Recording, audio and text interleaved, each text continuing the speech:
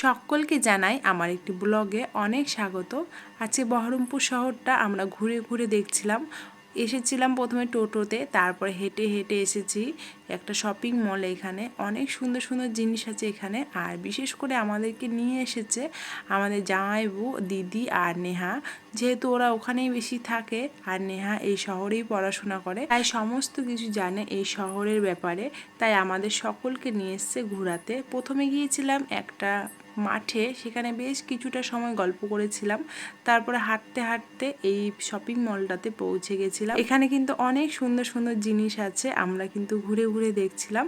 আর এই ব্যাগটা আমার কিন্তু ভীষণ পছন্দ হয়েছে, কিন্তু হোয়াইট কালার দেখে আর নিলাম না, কারণ আদিদেব অনেকটাই ছোট, ময়লা করে ফেলবে, যার জন্য আমি আর নিলাম না।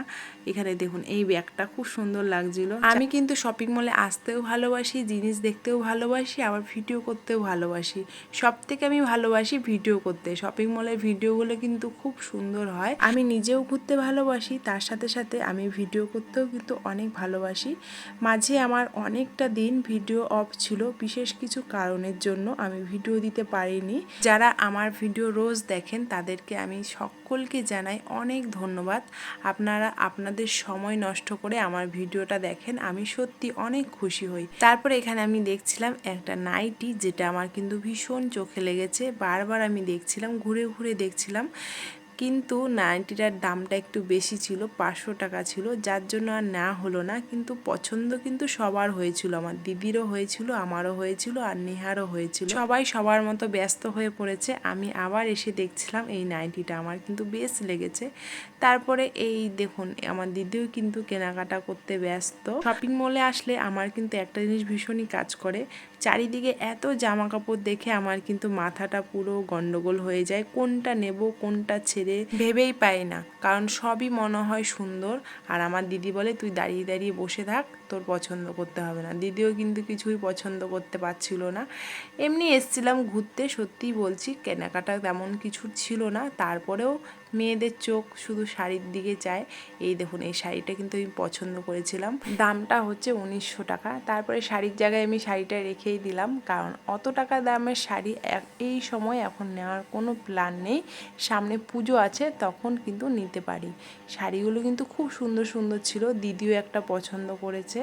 এখানে অনেক ধরনের শাড়ি ছিল, যদি কোনো শাড়ি চোখে লেগে যেত তাহলে কিন্তু নিতাম, মায়ের জন্য, আমার জন্য না, কিংবা দিদির জন্যও না।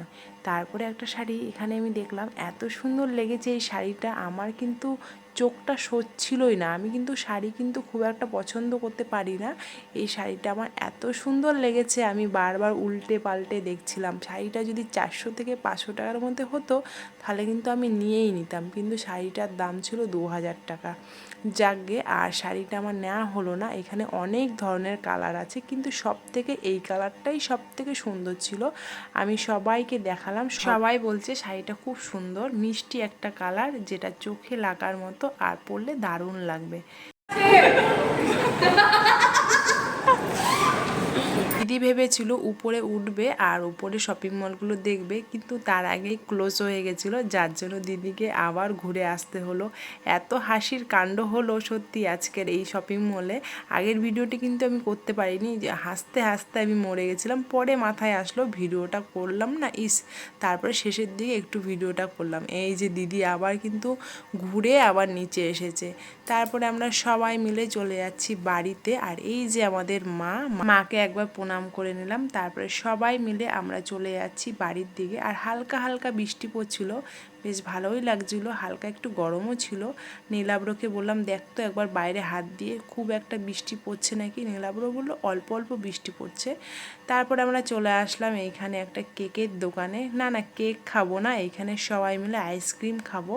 কেকগুলো এত সুন্দরভাবে সাজানো ছিল, যার জন্য আমি একটা ভিডিও করলাম। ভাবলাম যদি আশেপাশে কারো যদি বার্থডে হতো তাহলে আমি একটা কেক নিয়েই নিতাম। সামনে আমার আদিদেবের বার্থডে আছে, তখন হয়তো বহরমপুরে থাকবো না, যদি থাকতাম এই দোকান থেকে অবশ্যই কেক নিয়ে যেতাম। তারপর আমরা সবাই হাতে হাতে একটা আইসক্রিম নিয়ে নিলাম, খেতে খেতে চলে আসলাম ফ্ল্যাটে আমাদের। আর আমাদের পুচকুরানিকে একবার দেখুন, চুপটি করে বসে আছে মাম্মামের কোলে। অনেক কষ্ট হলো আজকে আমার দিদির, সারা শপিং মলটা ওর কোলে কোলেই ছিল। সকলকে জানাই অনেক ধন্যবাদ আমার ভিডিওটি দেখার জন্য। আবারও কোনো অন্য ভিডিওতে আপনাদের সঙ্গে অনেক তাড়াতাড়ি দেখা হতে চলেছে। আপনারা অনেক ভালো থাকবেন, সুস্থ থাকবেন।